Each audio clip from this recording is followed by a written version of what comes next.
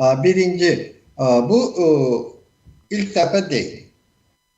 Ömrü belə deyək də, axırıncı bilmirəm, yəqin ki 30-40 il ərzində atəşkəs elan olunandan sonra bu belə təxribatlarla rastlaşmışıq. Fərq nədədir?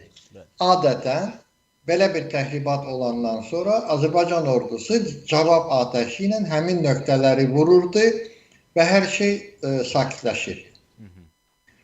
Bu dəfə Azərbaycan ordusu və bunu rəsmi Müdafiə Naziri həmişə elan edirdi ki, cavab atəşi ilə plan nöqtələr vurulub, düşmən susturulub. Bu dəfə Azərbaycan reaksiya vermir.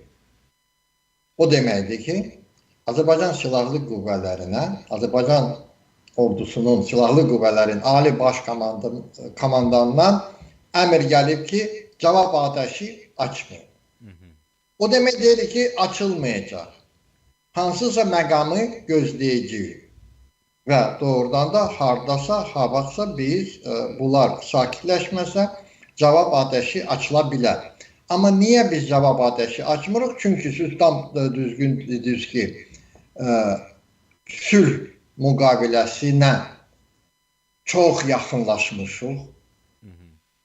Praktiki bütün arada olan məsələlər həll olunub. O konstitusiya məsələsi qalıb və Minsk qrupu qalıb, amma o da sülh müqaviləsinin punktların çərçivəsində deyil. Və sadəcə Azərbaycan hal-hazırda nümayiş etdirir ki, Azərbaycanın silahlı qüvvələri Azərbaycan siyasi rəhbərinə tam tabedir. Ermənistan onu nümayiş etdirə bilmir.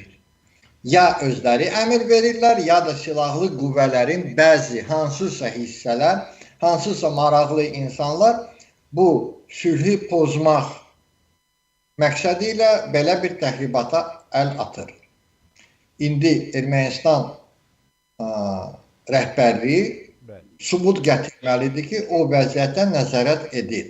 Vəziyyətə nəzarət etməyən insanlarla hansısa sulh müqaviləsi bağlamağa mənası yoxdur.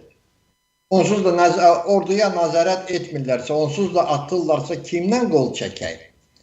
Çox güman ki, bu doğrudan da təxribatdır və biz bilirik ki, Ermənistan silahlı qüvvələrində Paşinyana qarşı narazılıq az deyil və çox güman ki, bu təxribatla sözsüz ki, Azərbaycanda təxribat edib, cavab atəşi açmağa, belə deyim də, məcbur etmək istəyirlər və Paşinyanın vəziyyətə nəzarət etməyi də nümayiş etdirirlər. Amma nədən